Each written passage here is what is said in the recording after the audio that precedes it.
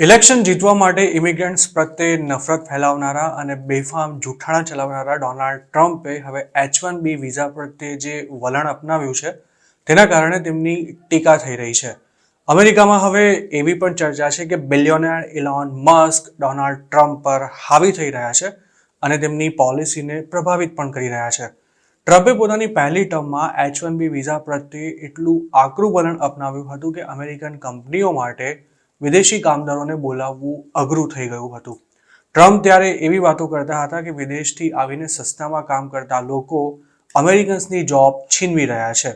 જોકે હવે ટ્રમ્પે એવું કહ્યું છે કે અમેરિકાને વિદેશી કામદારોની જરૂર છે અને સ્માર્ટ વર્કર્સને અમેરિકા આવવા દેવા જોઈએ.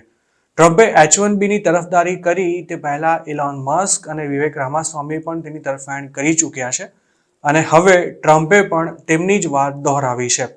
ટ્રમ્પે ફ્લોરિડામાં આવેલા પોતાના નિવાસસ્થાન માર-અ-લાગોમાં યોજાયેલી ન્યૂ યર પાર્ટીમાં પત્રકારો સાથે વાત કરતા એવો દાવો કર્યો હતો કે તેમણે H-1B વિઝા પ્રત્યે પોતાનું વલણ જરાય નથી બદલ્યું. તેમનું એવું પણ કહેવું હતું કે પોતાના સત્તા પર આવતા જ અમેરિકામાં ક્યારેય નથી સર્જાય તેટલી જોબ્સ ક્રિએટ થશે અને તેના માટે આપણને વિદેશી સ્માર્ટ કામદારોની જરૂર પડશે. જોકે ટ્રમ્પના આ બદલાયેલા વલણને કારણે હવે રિપબ્લિકન પાર્ટીમાં જ એવો ગણગણાટ શરૂ થયો છે કે ઇલોન મસ્કના પ્રભાવ હેઠળ ટ્રમ્પ આ પ્રકારના નિવેદનો આપી રહ્યા છે. ટ્રમ્પની અગાઉની ટર્મમાં વ્હાઇટ હાઉસના કાઉન્સિલર રહી ચૂકેલા સ્ટીવ બેનને ઇલોન મસ્કની આકરી ટીકા કરતા મામલે એવું જણાવ્યું હતું કે તેમણે રિપબ્લિકન્સને લેક્ચર આપવાનું બંધ કરી દેવું જોઈએ, નહીંતર તેનું પરિણામ સારું નહીં આવે. જોકે ડોનાલ્ડ ટ્રમ્પે ન્યૂ યર પાર્ટીમાં જે વાત કરી હતી તેનો અમેરિકન મીડિયામાં એવો અર્થ કાઢવામાં આવી રહ્યો છે કે હાલ ઇલોન મસ્કનો હાથ ઉપર છે. ટ્રમ્પની આ પાર્ટીમાં ઇલોન મસ્ક પણ હાજર રહ્યા હતા, જ્યારે તેમની ટીકા કરનારા અને ટ્રમ્પ સાથે કામ કરી ચૂકેલા બેનન આ પાર્ટીમાં ક્યાંય જોવા નહોતા મળ્યા. સ્ટીવ બેનને એક પોડકાસ્ટમાં બોલતા મસ્ક માટે એવું પણ કહ્યું હતું કે આ માણસ સરકારી કોન્ટ્રાક્ટ અને ટેક્સ પેયર્સના ખર્ચે મળતી સબસિડી પર જીવે છે. તે વોરમાંથી પણ નફો કમાય છે અને તે નેશનલિસ્ટ અમેરિકન નથી. તેમણે મસ્કને ત્યાં સુધી કહી દીધું હતું કે તે વ્યક્તિ અમેરિકન પણ નથી અને તેને એડોલ્ફ હિટલર પાસેથી પણ ચેક લેવામાં કશોય વાંધો નહીં હોય. એક તરફ બેનન જેવા ટ્રમ્પના વફાદાર કહેવાતા લોકો ઇલોન મસ્કની ટીકા કરી રહ્યા છે, તો બીજી તરફ ટ્રમ્પની ટીમ એવો દાવો કરી રહી છે કે મસ્કનો આ પ્રભાવ હંગામી છે અને ટ્રમ્પ વ્હાઇટ હાઉસ પહોંચશે તે સાથે જ તેમનો હાથ ઉપર રહેશે અને તેમના નિર્ણયોમાં ઇલોન મસ્કનો કોઈ જ પ્રભાવ જોવા નહીં મળે. Make America great again campaign સાથે સંકળાયેલા લોકો એવી પણ વાતો કરી રહ્યા છે કે ટ્રમ્પે H-1B પર જે સ્ટેટમેન્ટ આપ્યું છે તેનો ખોટો અર્થ કાઢવામાં આવી રહ્યો છે.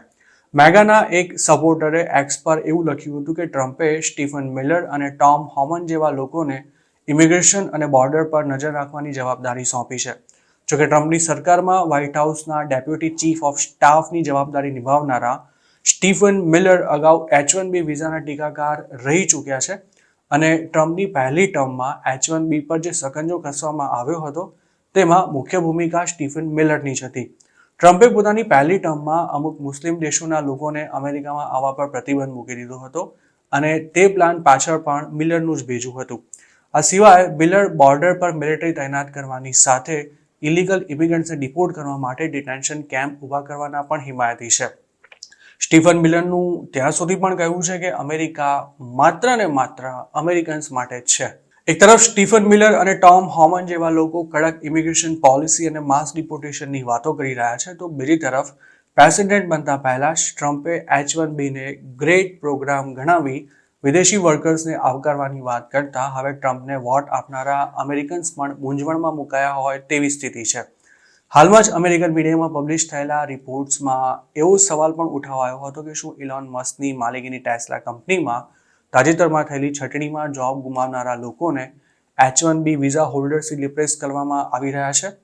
નેશનલ ફાઉન્ડેશન ફોર અમેરિકન પોલિસીના 2024ના આંકડા પ્રમાણે H-1B વિઝા હોલ્ડર્સને જોબ પર રાખનારી અમેરિકન કંપનીઓમાં ટેસ્લા 16મા સ્થાને હતી. 2023માં ટેસ્લામાં 328 H-1B હોલ્ડર્સ કામ કરતા હતા, જ્યારે 2024માં તેની સંખ્યા વધીને 745 થઈ હતી. ઇલોન મસ્કે પોતે અમેરિકામાં H-1B પર કામ કર્યું છે અને તેઓ શરૂઆતથી જ તેના તરફદાર પણ રહ્યા છે. પરંતુ ટ્રમ્પની આ વિઝા પ્રોગ્રામને લઈને પોલિસી કંઈક અલગ જ હતી, જેમાં કદાચ ઇલોન મસ્કના પ્રભાવને કારણે હવે ફેરફાર જોવા મળી રહ્યો છે.